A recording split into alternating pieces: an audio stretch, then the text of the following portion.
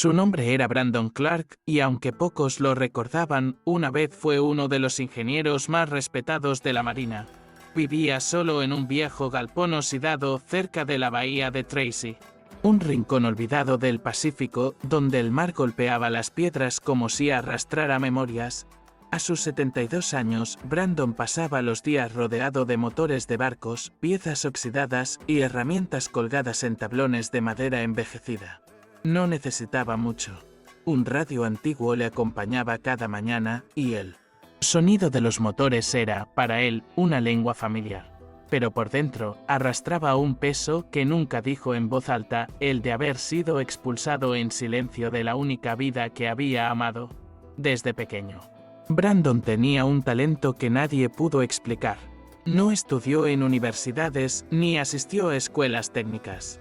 Aprendió solo, desarmando radios rotos, mezclando piezas de desecho y devolviendo a la vida lo que otros daban por muerto. A los 11, reparó su primer motor de podadora. A los 15, los pescadores del pueblo acudían a él como si fuera un mago. Con solo escuchar el ritmo de un motor, sabía dónde estaba el problema. Su don era intuitivo, visceral, como si hablara con las máquinas. Y ese don lo llevó lejos. Fue parte del equipo que diseñó los motores LM2500 de los destructores Arleigh-Burke. Pero toda esa historia fue sepultada el día en que lo culparon por una falla que no había cometido.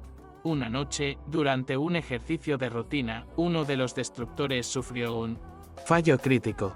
La investigación fue rápida, fría, administrativa. Señalaron a Brandon por negligencia en el mantenimiento, sin permitirle defenderse. No hubo juicio ni revisión técnica profunda. Solo un sobresellado. Una reunión incómoda y una carta de jubilación forzada. Él sabía que no había fallado, pero aprendió que las instituciones prefieren olvidar sus errores que admitirlos. Regresó a Tracy con las manos vacías, el nombre manchado y una herida que nunca cicatrizó. Si este inicio te conmovió, comenta qué habrías hecho en el lugar de Brandon.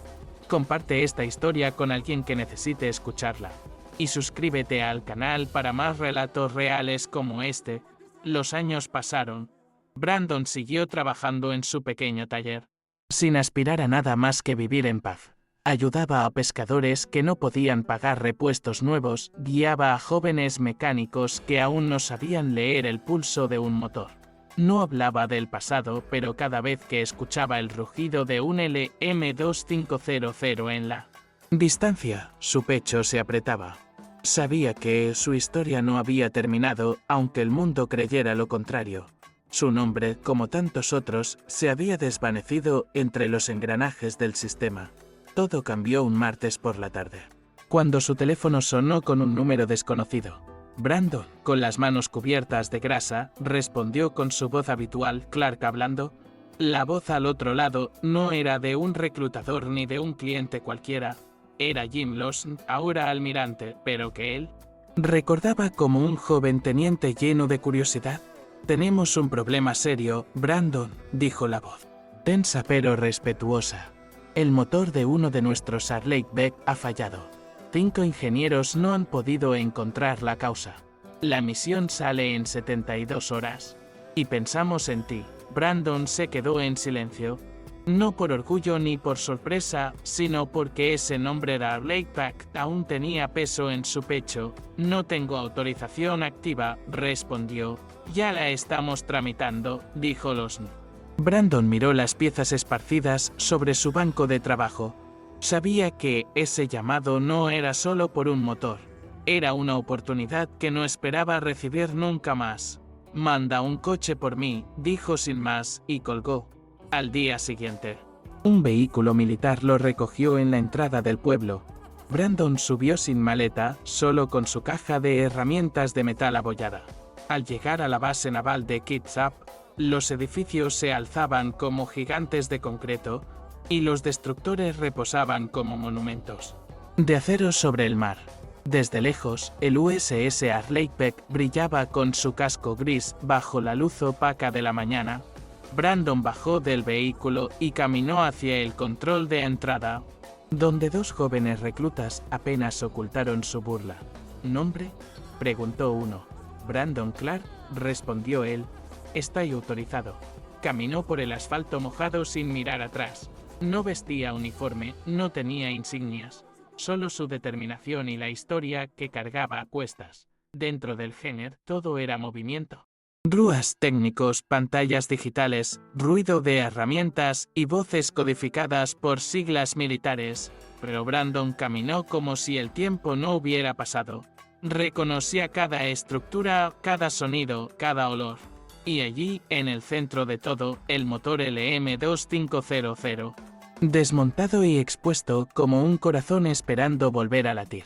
Lo esperaban 5 ingenieros alrededor del panel de control. El jefe del grupo, Watkins, lo miró con desdén y sin ofrecer la mano. Hemos hecho de todo, dijo con voz seca. Reemplazamos filtros, válvulas, sellos. Nada funciona. El motor se apaga tras 90 segundos. Brandon asintió, sin discutir.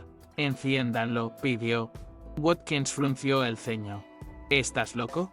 Podría explotar. Entonces no lo arreglarán nunca, replicó Brandon. Quiero silencio absoluto.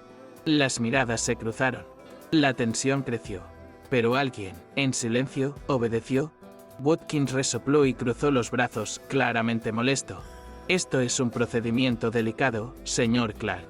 No jugamos con motores militares como si fueran botes de pesca. Pero nadie se rió. Había algo en la presencia de Brandon, en su forma de estar ahí parado, tranquilo pero firme, que hacía difícil ignorarlo. Finalmente, Watkins suspiró. Motor al ralentí 45 segundos. Luego potencia máxima durante 30. ¿Y si se daña más, esto es tu responsabilidad? Brandon no respondió. Sacó de su caja una barra de latón desgastada por el uso, la colocó contra el armazón del motor y la otra punta en su oído.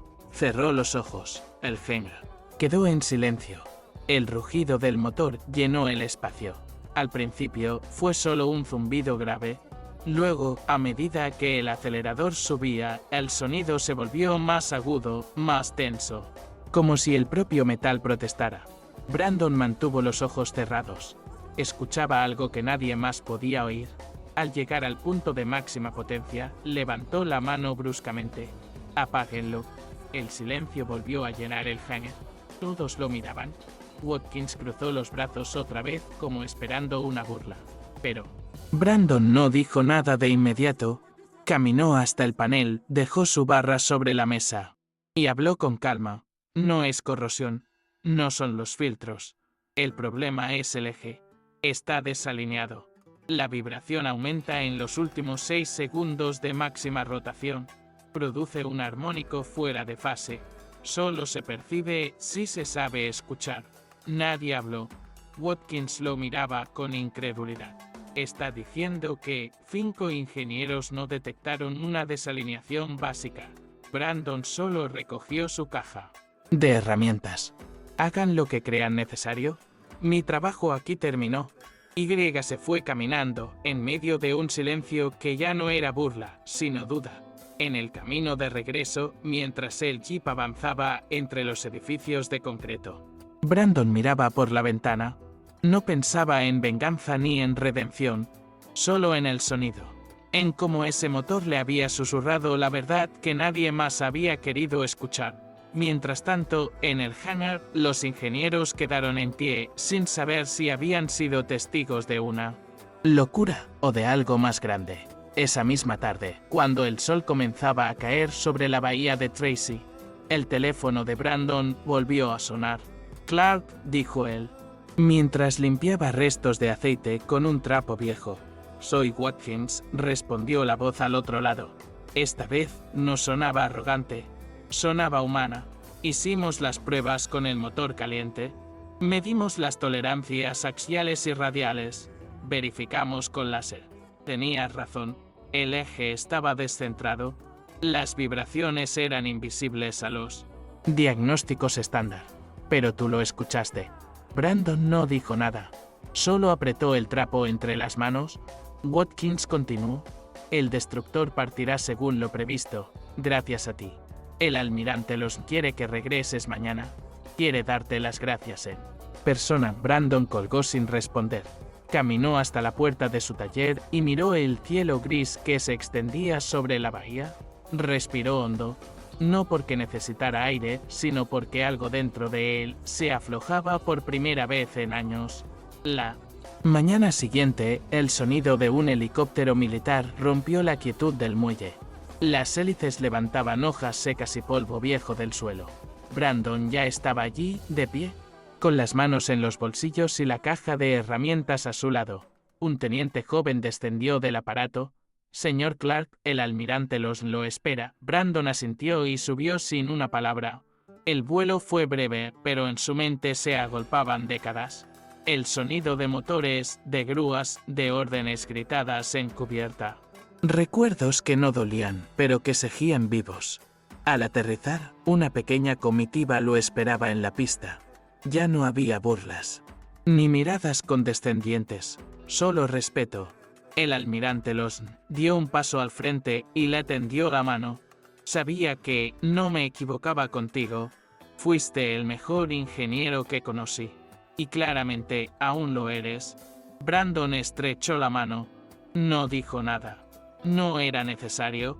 Lo que debía decirse estaba en ese gesto, en esa mirada de reconocimiento mutuo. Lawson sacó un sobre blanco de su chaqueta. «Esto es tu compensación por la consultoría, y algo más. Revisamos los archivos del incidente. Concluimos que fuiste acusado injustamente. Este documento es una disculpa oficial y el reconocimiento por tus años de servicio». Brandon lo tomó con manos firmes. A su lado, Watkins se acercó. Ya no había arrogancia en él, solo humildad. «Señor Clark, estudié ese motor durante años, pero usted me enseñó que siempre hay más por aprender. Gracias». Brandon esbozó una sonrisa. Breve, honesta. Por primera vez en mucho tiempo. Caminaron juntos hacia el helipuerto. El destructor ya se preparaba para zarpar. Las turbinas rugían, firmes, alineadas. «Vivas». Brandon subió al helicóptero. No se despidió. Solo observó por la ventanilla cómo la base se hacía cada vez más pequeña. Desde lo alto, vio al USS Arleigh Beck cortando las aguas con elegancia, un coloso de acero al que había devuelto la vida. Y en su interior, quizás quedaba algo de él, del hombre que nunca dejó de escuchar. El helicóptero se elevó, surcando el cielo sobre el océano. Brandon no apartó la vista del barco mientras se alejaba. Sus ojos, normalmente duros como el acero, ahora brillaban con una emoción contenida. No por orgullo, no por venganza, sino porque, por fin, alguien había escuchado lo que él venía diciendo en silencio desde hacía tantos años. No con palabras, sino con hechos, con gestos. Porque la verdad, cuando es ignorada, se vuelve un ruido constante que solo algunos son capaces de soportar. Durante el vuelo, el teniente a su lado permaneció callado, respetando el silencio de Brandon. No era un silencio incómodo. Era el de alguien que ha cumplido su deber sin esperar nada a cambio. A través del cristal, el cielo se abría sobre la bahía, y el viento del océano parecía llevarse consigo los restos de la injusticia. Por primera vez, Brandon no sintió peso en sus hombros. No porque el pasado se hubiera borrado, sino porque ahora había sido reconocido. Cuando el helicóptero descendió de nuevo sobre el viejo muelle, Brandon bajó con paso lento. El mismo taller de siempre lo esperaba. Las herramientas, las piezas olvidadas, el olor a aceite y sal marina. Pero algo había cambiado. No en el lugar, sino en él. Ya no era solo el hombre que reparaba motores por caridad. Ahora era también el hombre que había devuelto a la vida a una de las naves más importantes de la Marina, y que, al hacerlo, había reparado también su propia historia.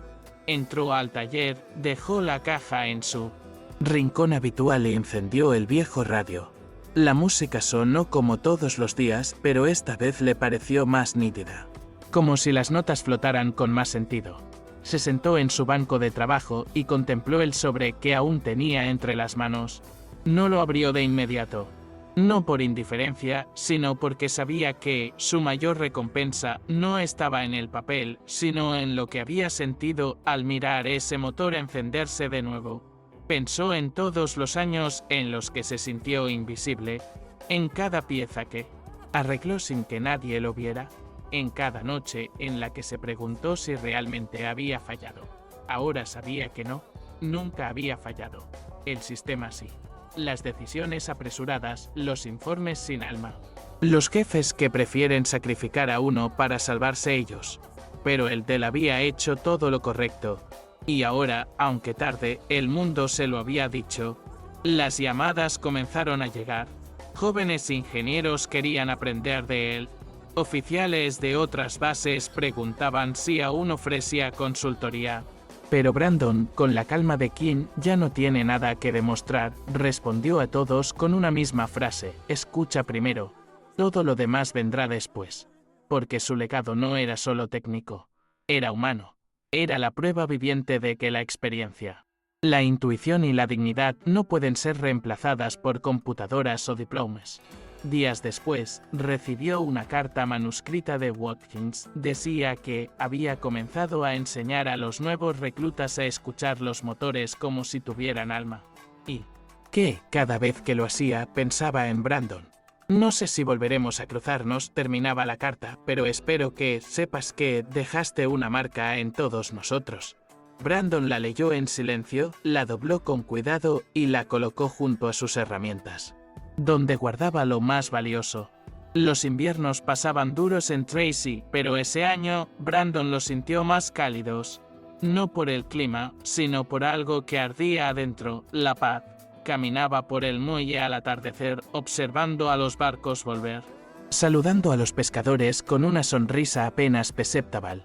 Algunos lo reconocían, otros no, pero todos lo respetaban, no por títulos ni medallas, sino por lo que había hecho, por lo que representaba. Una tarde, un niño se acercó a su taller. Tenía una bicicleta rota y los ojos llenos de curiosidad. «¿Puede arreglarla, señor?» Brandon la examinó con mirada experta y asintió. «Pero tú vas a ayudarme. Voy a enseñarte cómo escuchar». Y así comenzó otra etapa de su vida. No como ingeniero, ni como héroe silencioso, sino como maestro. Uno que no enseñaba fórmulas, sino paciencia, humildad y atención. Uno que sabía que cada máquina tiene un lenguaje y cada persona una historia. Porque a veces, lo que realmente repara una vida no es el perdón institucional ni los reconocimientos oficiales. Es el momento en que otros empiezan a ver lo que uno siempre supo de sí mismo. Brandon nunca gritó, nunca exigió justicia, solo siguió haciendo lo que amaba. Y al final fue ese amor por su oficio lo que lo trajo de vuelta, no a la marina, no a la gloria, sino a sí mismo.